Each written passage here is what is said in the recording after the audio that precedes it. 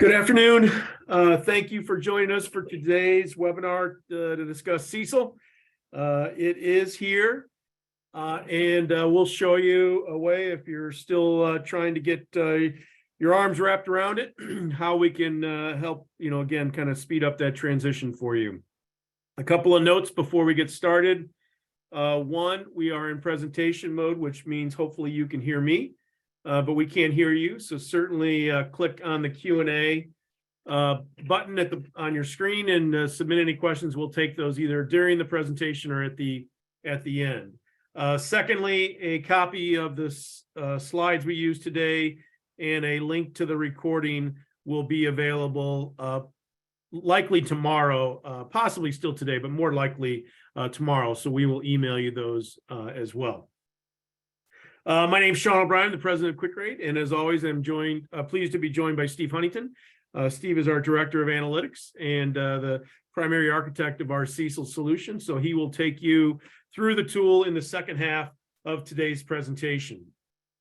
Just a reminder for those of you who've been on a QuickRate webinar, we do a number of things beyond the non-brokered CD marketplace, such as quick analytics, where our CECLSolver solution is found, and IntelliCredit, a newer division here at QuickRate, where we conduct third-party loan reviews, but also provide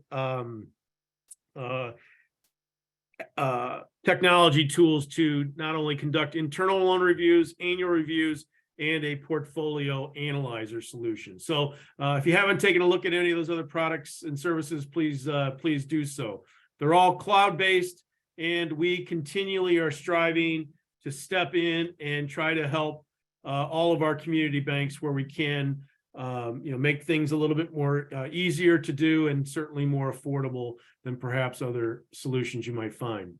Quick analytics, for those of you who don't know, besides the CECLSolver, we really provide a number of additional resources, primarily built around the call report information. But as you can see from this slide, we aggregate data from multiple sites to, again, take data aggregation off your plate to allow you and your team to analyze data. That kind of manifests itself in three different ways. One, we bring you bank and peer performance tools. We bring you interactive pages on every bank in the country. And then we have regulatory tools such as the CECLSolver and a credit stress test. So without further ado, let's kind of dive into this. Again, much has been talked about with CECL. I think it's important to keep our eye on the ball. Reserves are designed to cover expected losses. Capital's there for unexpected losses. That's ultimately what we're trying to do. We're really simply changing the rules of engagement. I have said repeatedly for about the last 18 months, despite how we felt or feel about the incurred loss model, FASB felt like there were some shortcomings to it. They decided to change the game. And so I say very tongue-in-cheek, we are in many ways playing the same game with a new set of rules. We are simply evaluating and analyzing and aggregating net charge-offs in a way different from what we were doing in the incurred loss model. There are a number of differences, but I think the fundamental differences is that we're looking at and aggregating losses over a much longer period of time. That was really the bent and the bias of what FASB wanted, which was more of a longer term analysis and evaluation of historical net charge-offs, so that we could project those out into the future for a longer period of time. It is almost by definition a bit more conservative, but I think it's important, and what we've tried to do with the CECLSolver is remind our banks there are still a number of similarities to what you've been doing with the incurred loss model. So we're not going to completely abandon processes and systems you've put in place that can still be very, very helpful to you with the transition. We have come a long way since this was actually introduced as the standard in December of 16 here as we sit in January of 23. A lot of theoretical projections and ways this was going to work out have been replaced with realities that are more practical in nature. A lot of this is around the access and the ability to get historical loan level information. I think that has led to a resetting of expectations particularly by the regulators. Jeff Gear, who's the Associate Chief Accountant at the OCC, has for the better part of this since 2016 talked about the fact that small banks don't need big models, right? That this can be done, in a scalable way based on the complexity of your bank and your loan portfolio, but also by the access you have to data, right? Most of us don't have at our disposal long-term historical loan level information for all of our loans. What we do have access to is call report data, and that's really probably the most immediate benefit that we bring to all of our banks, is that we've aggregated all of your historical information going back to 2008. And that really kind of accelerates the process for you, because now we can get you, kind of get your data all organized and really kind of get you moving towards the necessary steps to evaluate the necessary reserves. Another piece that has been kind of reset is around, the ability to be accurate and not necessarily overly precise.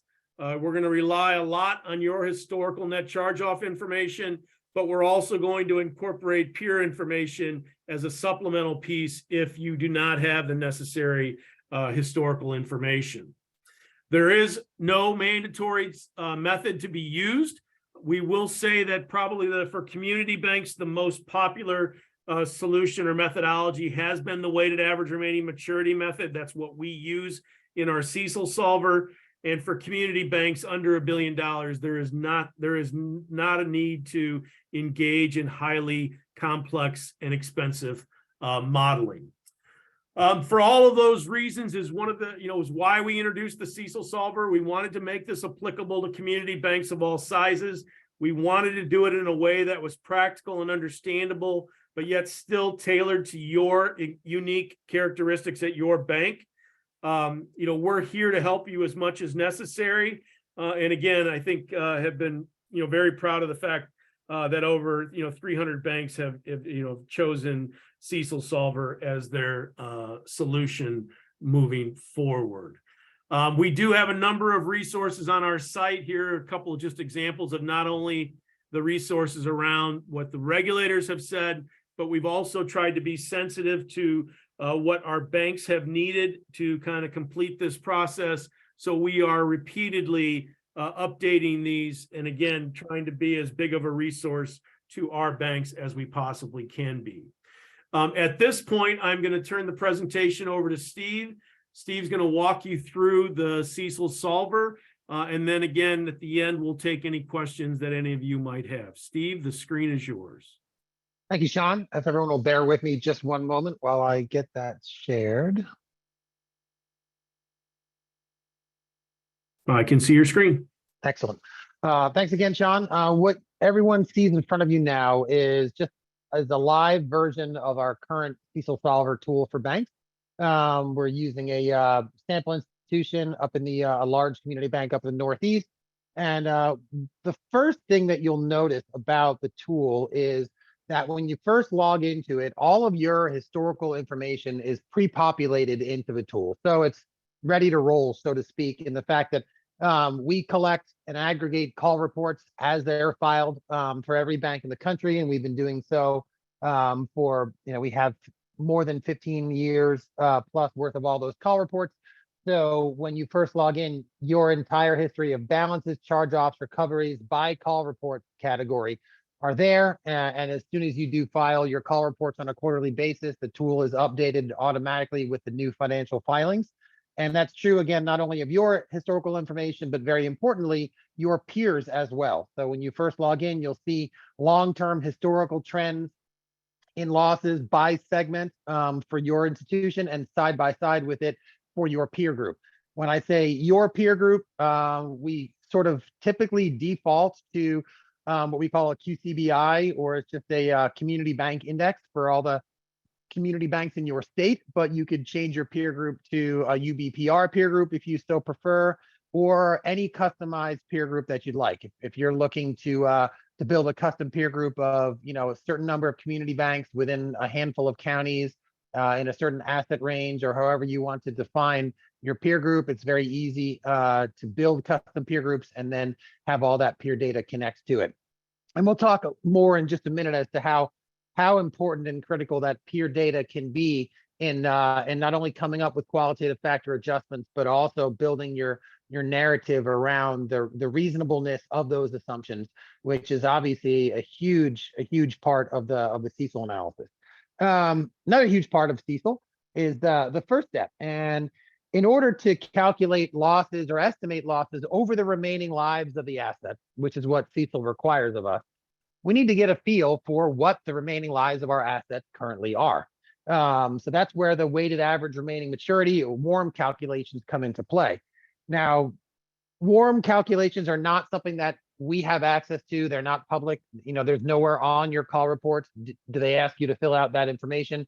And so we need a little bit of help from our users on the front end in order to do those WARM calculations, which are a central assumption and one of the first steps in calculating CECL. That's something you can't really get around, even whether you're using a WARM-based method like our tool does, or any other methodology for CECL. You need to get your hands around the remaining maturities of your portfolio. Now, there's lots of ways to get the data to calculate a WARM, and the easiest way is if your core processor or ALM provider has any reports that you can request that do remaining maturity calculations. We get that sometimes, but I would say the vast majority of our users are not getting reports from their core that give them everything they need in order to properly calculate a WARM. So it's something most of our customers have to do internally. Certainly not without our support. We have lots of ways to support you in doing those WARM calculations. We have a WARM estimator tool here, which takes you through exactly the steps, shows you what data you need and how to do a WARM calculation for purposes of calculating your ACL under CECL. And if you need additional assistance or want us to sort of even take over the entire process of looking at that loan level data from your institution to calculate the WARMs, we can do that too. So as much or as little assistance as you need in doing the WARM calculations, we can provide. Sean, should I pull up the WARM estimator tool for a second? Yes, sure. Yeah, I'll go ahead and do that. So we've had a couple different iterations of the it's an Excel-based tool that you can download and utilize for calculating WARM, whether you're doing it with this as a template or whether we're doing the WARM calculations for you. This is the template that we use. I'm going to pull that up for just a second so you can see what that looks like. Right. It's organized by call report segment, just like the rest of the tool is. And for each segment, there's a couple different, depends on what assumptions you want to make in calculating your WARM. The basic loan level data that we need are balance and maturity date, stated contractual maturity date information. From that, we can calculate sort of an unadjusted or raw average remaining life. Then we can overlay an assumption about prepayment rate and bring that down to a lower value. And then we can also overlay some global or loan level assumptions about amortization, and then that would bring the WARMs down to even a lower level. So depends on how conservative or aggressive you want to be in your assumptions about calculating your WARM, because as you'll find, there isn't any component of CECL, I would say, that doesn't have at least some subjectivity, if not a whole lot of subjectivity built into it. And so on our summary page here, we show the default prepayment assumptions that we use and how you can customize them, and then some different WARM calculations depending upon what methodology you think is most appropriate or most conservative or aggressive, depending upon your stance there. And then it gives you all the information you need to get a WARM calculation. And then once you've got that, those WARM calculations are plugged into the tool, and then the tool is really off and running.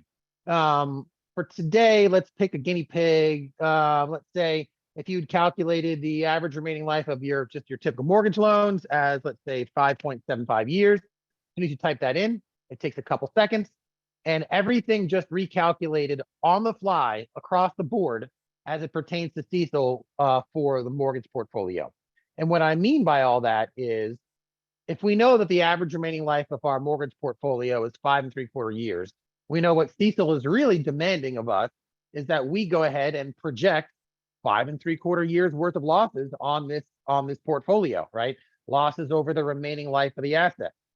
So in order to project 5.75 years going forward, by default, we take a look back period that matches that WARM. So we look at an actual 5.75 year period in your past and analyze your performance. How did your balances change? What kind of loss and recovery history and trends did you have? And we take all that information to calculate what is the first big piece of the puzzle here. And that is, what is our internal historical lifetime loss rate on that segment? Happens to be 10 basis points for this bank over a 5.75 year period. A lot of numbers go into that 10 basis points. Have no fear. The detail is right here in the in the historical analysis tab. You'll see when I click on this, we get trends in your balances, so we can see all your balances for that segment and every other segment, going back in time further than we need to. All the look back periods are highlighted in blue here, so you can kind of visually get a feel for what areas of your portfolio have a longer duration, and you probably are going to want to look further back into history for to get a good feel for how they perform over a lifetime, as opposed to in any one given year or annualized period. We then go in and you can dig into the detail about gross charge-off trends, gross recovery trends, and then we have net charge-offs, where the rubber really meets the road, and then finally net charge-off ratio. So these are annual net charge-off ratios, just to kind of summarize and show you directionally where asset quality has been trending. And then this is a lifetime loss rate, or which is in effect a multi-year aggregate net charge-off ratio, is what it is. And you'll see that it's happens to be 10 basis points for this bank at this time. So if I head back up here and go to the summary, that's how we get to the 10 basis points. We do have some customers now that they're in the thick of it and they're being audited on some of this and talking to examiners and looking at it more closely, that have had some more detailed questions about the lifetime loss rate calculations, and want to see even more detailed quarterly data that go into that calculation. And I know I'm skipping ahead here a little bit, but we do have a newer feature that allows you to download, kind of get a full historical data set. So all the quarterly balance, charge-off, and recovery data for the whole portfolio going back 15 years in this is kind of a separate little Excel export. And you can, from that large historical data set, you can perfectly recalculate all of the loss rates that we have here. So no black box in the design of a tool. And you'll notice that that's one of the big features of the tool is it is built and designed and lives in the cloud. And what that means is, whenever you change any input, assumption, or value on the front end, the entire tool recalculates on the fly. So you get instantaneous feedback as to how much of an impact this change in Q factor adjustment would have on your total ACL for that segment and for the whole portfolio. You'll get a feel for it, like real-time feedback for how you're performing versus your peers, and when you pull out certain loans to individually assess them, or if things change from an unfunded commitment standpoint, or you start getting into another loan category more heavily and your remaining maturity changes, exactly kind of live what impacts those will have. And it makes it a lot quicker and more efficient to do a lot of what if and scenario building. You don't have to plug in thousands of inputs, run the whole tool, print it out, and then try to compare it to something else, and then reverse engineer, what's changed or why it's different. So it's a lot easier that way. Now, once we've gotten that first piece there, our internal historical lifetime loss rate, the second half really of CECL is all about the fudge factors, all those qualitative factor adjustments that collectively represent all the reasons you think losses in the future might be different than they were in the past, now that we've defined how they looked in the past. A big piece of that is going to be looking at environmental factors, looking at how our peers have fared. I know probably most of you on the call have at least one, if not multiple, call report segments of your portfolio that have effectively no loss history over any reasonable historical time period.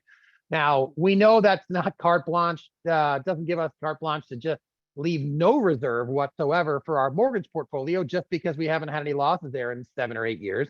We have to find a way to not only decide on a qualitative factor adjustment and an ultimate reserve to have for that segment, but also defend the magnitude of it. And so being able to look outside our four walls and say, I recognize that we haven't had any losses in this segment in a long time, but we not only analyzed our performance, we looked at the performance of every other community bank in our size range in our state or our county, and looked at all the 1 to 4 family resi construction loans and looked at what levels of losses and what direction they are trending in. And that gives you a perfectly apples to apples historical comparison that helps you justify and decide on and then justify qualitative factor adjustment. So when I click on the Q factors tab, this is sort of your home base for all those adjustments you're going to be making to your historical experience to reflect what you think is going to happen going forward, right? So you'll notice here, a lot of these qualitative factor adjustments, these are just a suggested list. Each one is a suggested adjustment. This comes not from our own thought process, but it comes directly from the existing interagency regulatory guidance. That's not new for CECL. These suggested qualitative factor adjustments have been on the books or around for a couple decades now, at least. And so you probably recognize them, changes in lending policies and procedures, changes in portfolio mix, et cetera, et cetera. If some of these don't pertain to you or your institution, or you just don't have any adjustments there, you can certainly remove them. I can just click on that and remove that Q factor adjustment. If I have any custom ones that I want to add, you can certainly add additional Q factor adjustments for one segment of the portfolio or for the entire portfolio. But the idea here is this is just a list of all the individual ways things might be different. So if you start with a historical loss rate, then let's say we have a slight Q factor adjustment for economic conditions and other external factors and whatnot. You plug in these Q factor adjustments. The net adjustment continues to update in real time, and that reflects in this sort of little summary chart over here, which is just a great visual representation of all that we got going on under CECL. We get to see our bank's long-term trend in losses in the blue, our peer group's long-term trend, which matches the bank very closely in this case. In green, the look-back period that we're using is the gray shaded area, and then the orange line is the current CECL estimate based upon all of the adjustments that we made. So if I come in here and make a significant, let's say a 25 basis point peer adjustment, watch the chart here, it updates in real time and reflects a new reserve amount or new ACL. This is where we'll make our notes. This is a great administrative feature of the tool that as you're going through making your Q factor adjustments, points for pencil here, right? The more you can write, the more of a narrative you can build around your explanation for and thought process for those adjustments. That helps not only in the audit trail during an exam, but also when you come back around next month or next quarter to update the tool. You'll be looking at those numbers, and you'll if you've done enough here in your notes, you'll know exactly what you were thinking and whether that's still appropriate or needs to be modified. All these notes get attached to each segment as soon as you make them. So whenever you save a scenario, whenever you export the tool or print it off or anything else, all the notes will also be attached and right there organized by segment. So it's a great tool from that perspective. You can click around to different segments of the portfolio, and then obviously the summary charts here update to reflect that segment. You can go upstream if you'd like, if you're looking for more emerging credit trends. Instead of looking at just net charge-offs, we can go upstream on the mortgages and say, well, I want to look at non-accruals. So see how that trend in non-accruals versus my peer group and versus my reserve. And also furthest upstream, at least on the call reports, first time something will hit the call report is the 89 days. So a couple different ways or parts of a lifetime of your asset quality, so to speak, that you can view here to get a feel for what direction you think losses are going to be headed moving forward. We've also integrated some economic trends that you can overlay over that loss experience to look for some more trends there to see if you have any significant correlation and you want to add in a Q factor adjustment based upon where you see the economy headed. So that's kind of a summary of the qualitative factor process. And if I, again, one of the big pieces of data that we use to help you guide you with the Q factors is the peer data. So where is all this data coming from? Let's assume that we like the peer group that we've got, all the community banks in our state. The state happens to be Maine here. But again, you can build custom peer groups any way you want to, and have that data integrated into the tool. Once you get a peer group, what we're really doing in effect is the entire historical analysis we do for your bank, where we're pulling up historical balances going all the way back, charge-offs, recoveries, all of it for every segment. We're doing that entire analysis for every single other bank in your peer group simultaneously in the background. So crunching literally millions of values in order to get this. What this represents is perfectly apples to apples, right? Same segments, same look back periods, but we're looking at average loss rates for your peer group over time. And then we can overlay your look back period, so we can in effect calculate an average lifetime loss rate for your peer group for each segment of your portfolio. And again, this is helpful throughout for all the segments, but it's particularly helpful where you have an aberration. Either you have no loss data over a long period, and so you have to kind of rely on what else is going on in the market, not just inside your bank, but also if you've had any significant changes in your organization, right? If you had a big changeover in the management or the lending staff in the last couple of years, and you don't think your historical trends are really going to be as applicable going forward, that's when you lean more heavily on the peer value than your own historical value.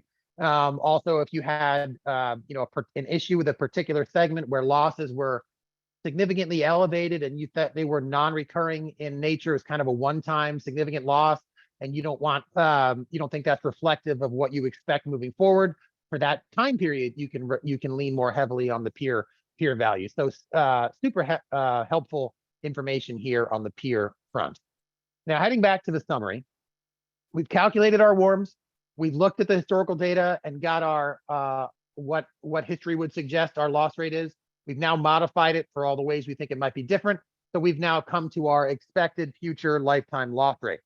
We need to take that ratio and apply it to our current portfolio balance. So that's what we do here. The next step, we take your current portfolio values. As of now, they're 12/31.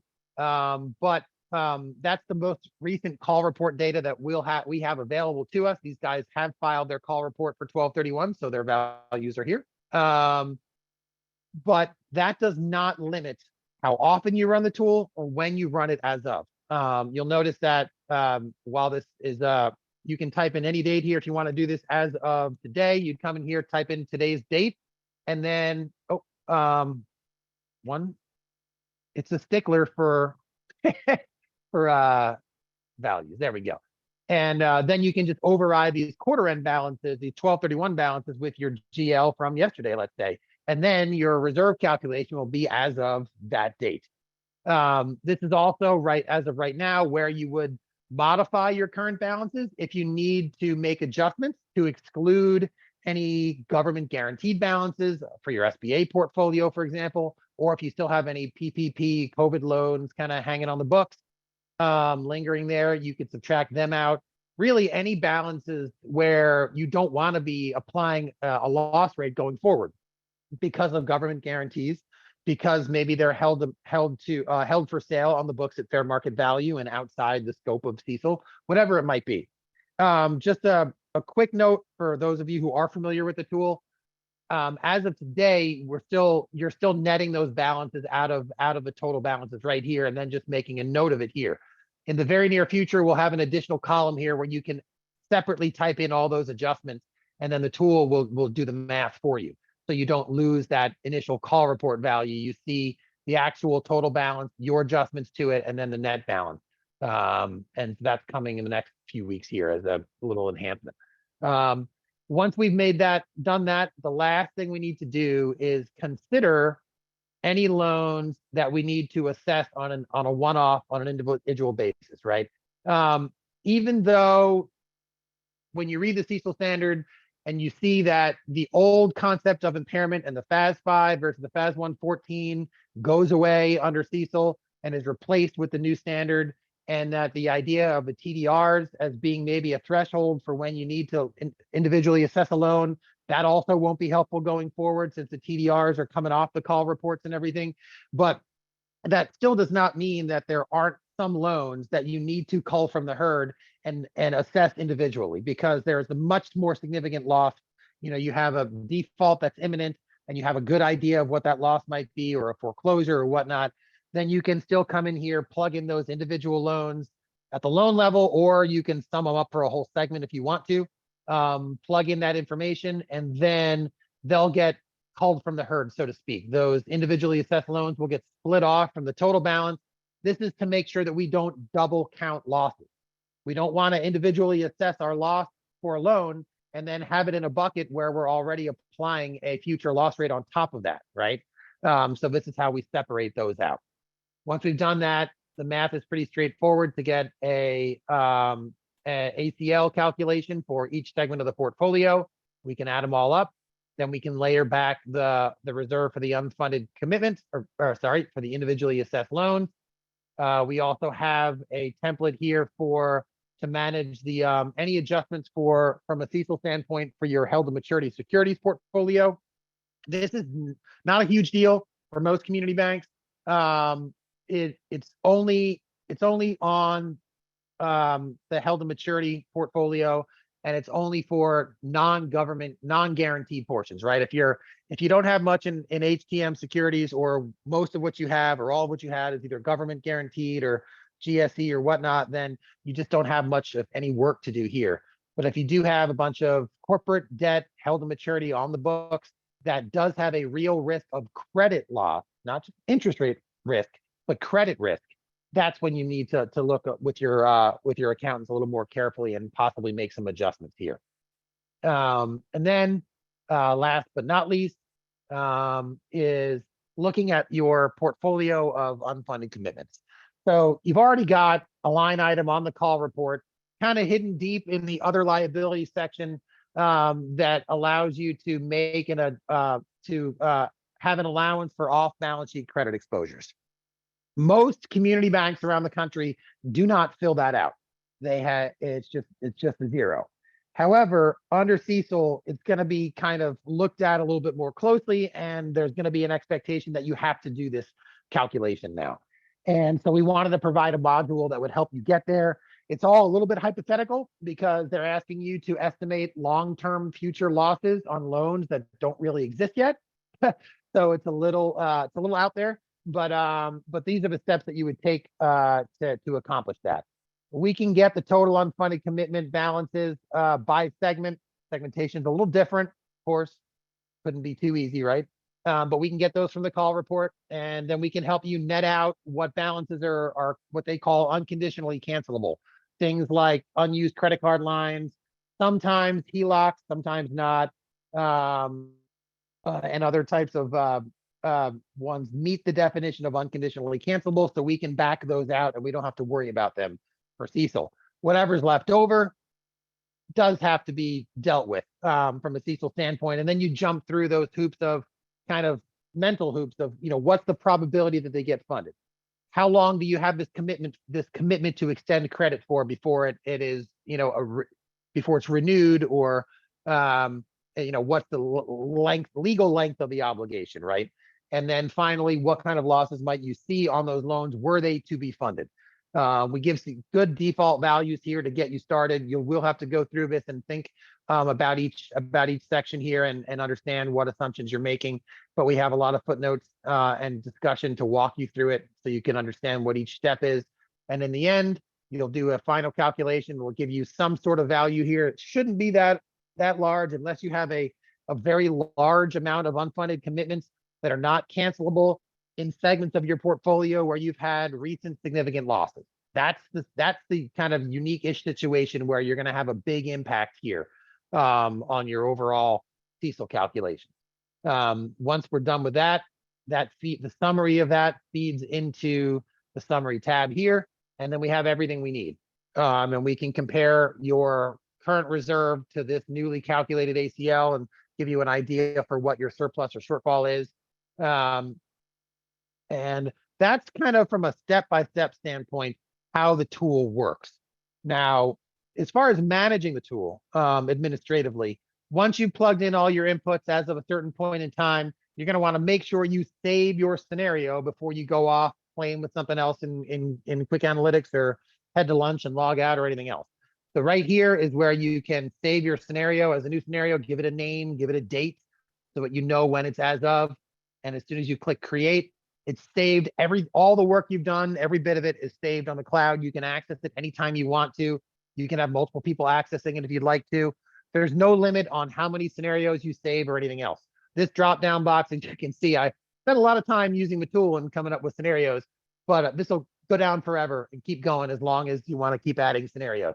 The great thing is this becomes a repository of all of your historical analyses so that you can come back a year from now and compare, your current scenario with what it looked like 12 months earlier. And those old scenarios get snapshotted and frozen in time. And then you can also update a scenario with new financial data and then save it as a new one. You don't have to recreate the wheel from scratch every time you come back in next month or next quarter. You can simply update balances, update any other assumptions with warms, update a handful of things here, roll all the peer data forward a new quarter if there's new call report data, and then save it as a new scenario with all your notes, all your individually assessed loans and Q factors and everything else in there. Another thing to point out, something we just added in the last month or so, about a month ago, was the ability to append any other file documents that you'd like to have that just to keep them with your reserve analysis.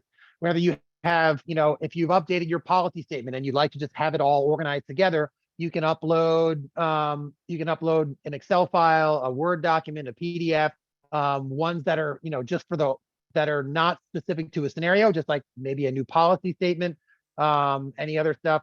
Or if you want to upload files just for this particular scenario that you're in, like if you calculated the warms at the loan level in Excel and you wanted to put that Excel file just to have it organized here, you can do that. All the files that are uploaded are available and secure and encrypted on the cloud. And so that's just kind of an organizational tool there as well. And heading back to the summary, just to point out, we do have a bunch of resources, as Sean already alluded to earlier, that you get access to: a methodology document, a white paper that we authored, some draft language to help you with an implementation letter that the auditors love to see, and sort of the examiners in your folder. This is the results of annually we have updated our SOC analysis if you need that to help get comfortable with our methodology and the fact that we do have someone looking at it from a SOC perspective on an annual basis. This is another Excel file that we put out there relatively recently. If you're looking for kind of a framework for your qualitative factor adjustments, right? The magnitude of those adjustments. Our Q factor tab here makes it really convenient to plug in what your Q factors are and then have the whole tool recalculate. But if you are looking for a framework for when do I want to make a 10 basis point versus a 30 or a 50 basis point adjustment, and how do I kind of build all that, this Excel file is just something we thought we could add to help you guys. You can download it, then you can just kind of take it and run with it, modify it as much as you need to, so it's comfortable. If it will help you in justifying and explaining your key factors. We also have faithfully recreated the Fed scale tool. Now, that was, I guess, about a year and a half ago. I think it was July of 21. Is that right, John? Or maybe October, where the Fed came out with their scale tool, and we thought, well, I'll open it up for a second. No reason to talk about it without looking at it here.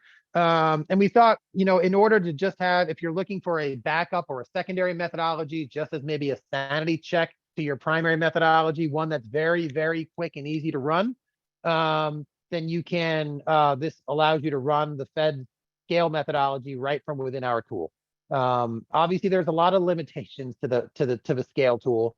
Most notably, the main ones are the lack of segmentation. There's only 6 segments that they start with to look at, and that the second major one being, we're starting by assuming that you're going to perform exactly like much larger banks around the country have performed, and then you have to adjust for how you're different than your peers. So it doesn't start with your experience; it starts with your peer experience, and then makes you justify how exactly you'll be different from them, which is an interesting process. But it does give you a good, quick and dirty kind of second evaluation of the portfolio, and it was created by the Fed, and so there's some value in that as well.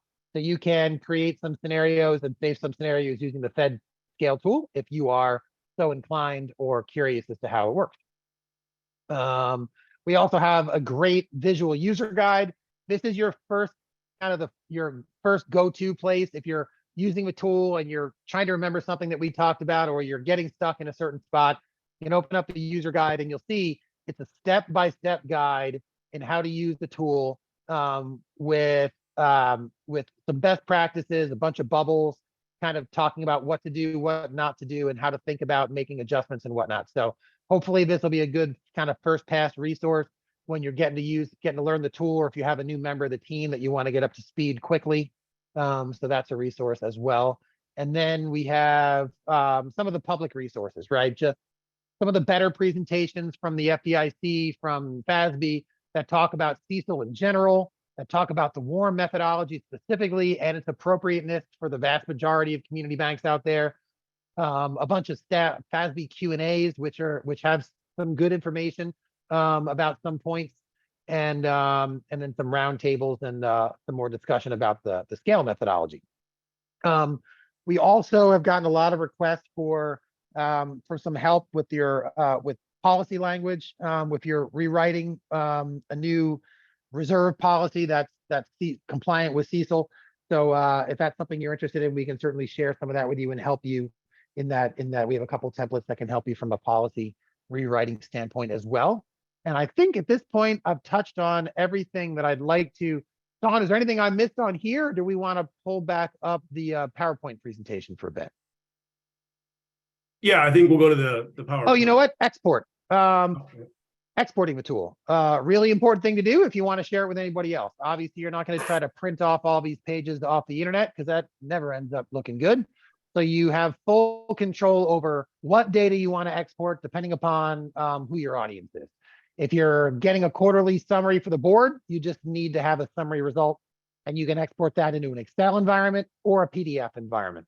Or if it's for your auditors or examiners, they might want the whole kit and caboodle, in which case you can select everything, including, some economic data, the unfunded commitments, the loan, the kind of a CECL summary, visual charts, the peer data, everything, and you can pull that into a PDF environment or into an Excel file as well. And again, this is the button that gets you that entire historical data set that helps you audit some of those WARM calculations or historical loss calculations if you want to dig that deeply.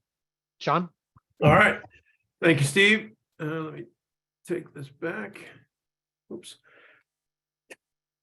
So the first thing Sean's going to go through is I wanted to make sure that even though we just went through the tool interactively online during the call today, I know people like having, slide decks that they can print out and share. So we took a bunch of snapshots of some of the different pages on the tool with a bunch of discussion there as well.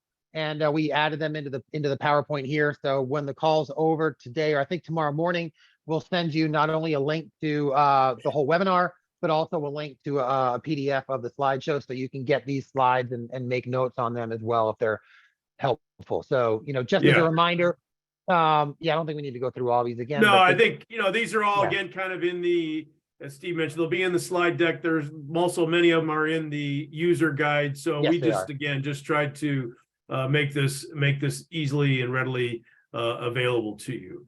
Yep. Steve touched on the scale tool, and, naturally, CECL, while we're focused in on the transition, will be, its own living, process, right? And so to that end, we have repeatedly and will continually take suggestions, find ways to improve our process to make it easier for you. So we have a number of developments on the list for our IT team, but all again with the idea to let the tool continually improve, and again try to make the process as easily to manage for all of you as we possibly can. To that end, also, we continually hear questions, from our group. We're going to try to, research what any, kind of anecdotal, but also factual information we can find from not only our users, but also just the industry. And so we will continue, much like the warm estimator tool, to find ways to improve the process. For our tool, the warms really are the biggest, I don't even want to call them a challenge, but they are the necessary ingredient to get the analysis going. Again, we try to make this process easy for you, but also remind you if it's not something you want to do, we will work with you to calculate those for you on a quarterly basis. There's a number of different ways we can do it, but we'll work with you each independently to define and decide what's the easiest way to gather that information. In the future, there'll probably be a time where you may want to dive into more loan level type of analysis. We do have tools for that as well in our IntelliCredit division. So should you decide to move forward with us, this will be something you'd probably hear about in the future. To get started or for us to help, really call or email us. We'll schedule a time to go through the tool again if you'd like. We'll talk about what you're doing.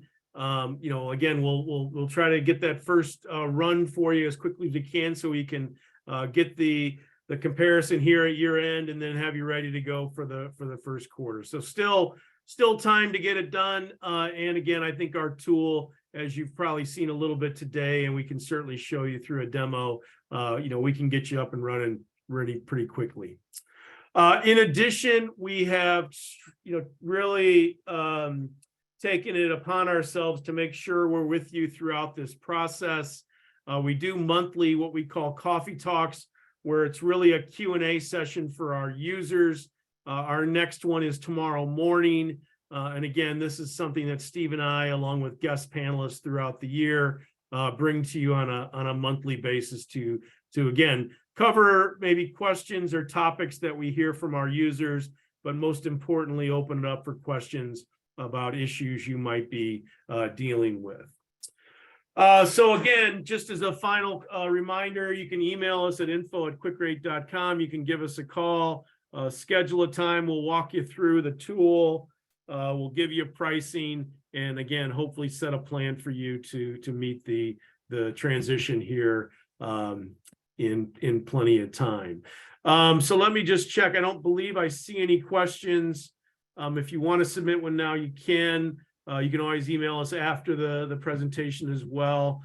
Steve, any final comments before we let everybody go? No, I just the only thing I would suggest is anyone who can make the coffee talk tomorrow. It really has been a great format for us. We've got, I think, a couple hundred banks show up to it each month, which has been great. And any questions that you have about day one accounting, or really no holes barred, that's related to CECL. That we spend most of the time just going through all those questions, and then we'll, you get a copy of that presentation and of the coffee talk, and we're done with it. So it's really been a great format to as good of a time as you can have when you're talking about CECL, is what I would say. Well said. Well said.